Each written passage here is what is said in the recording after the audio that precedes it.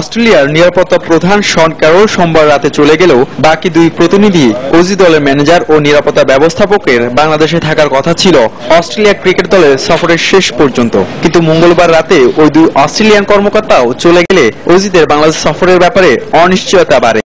তাদের চলে যাওয়ার পর সেই সংখ্যা আরো ঘনীভূত হয় যখন ক্রিকেট অস্ট্রেলিয়া তাদের ওয়েবসাইটে জানায় ক্রিকেটারদের নির্দেশ দেওয়া হয়েছে নিজ নিজ রাজ্যে ঘরোয়া ক্রিকেটে মনোযোগ দিতে।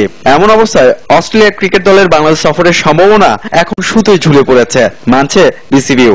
অনিশ্চয়তা আছে, but at the same time আমরা মনে করি যে অস্ট্রেলিয়ান ক্রিকেট বোর্ড আমাদের দুই বোর্ডের জন্য ভালো হয় সেটা সেরকম একটা সিদ্ধান্ত নেবে, যেটা স্ট্যান্ডার্ড প্র্যাকটিস হিসেবে পুরো বিষয়গুলোকে আইসিসি কে আমরা অবহিত করে রাখছি। বাংলাদেশের বিপক্ষে টেস্ট সিরিজে নয়, আপাতত 5 অক্টোবর থেকে অস্ট্রেলিয়ার ঘরোয়া ওয়ানডে আসর ম্যাটাডোর কাপে খেলতে ব্যস্ত থাকবে স্মিথ ম্যাক্সওয়েলরা, যা অনুমতি দিয়েছে ক্রিকেট অস্ট্রেলিয়ায়। যদিও বিসিবি বলছে ক্রিকেট অস্ট্রেলিয়ার এমন সিদ্ধান্তের ব্যাপারে আনুষ্ঠানিকভাবে কিছুই জানা নেই তাদের। প্লেয়ারদের ফেরত পাঠিয়েছে এটা মিডিয়া থেকে আমরা শুনেছি, বাট আমরা অফিসিয়ালি কিছু জানিনি। হয়তোবা তাদের অন্য কোনো প্ল্যান যদি থাকে তারা সেটাকে প্ল্যান দিতে যাচ্ছে।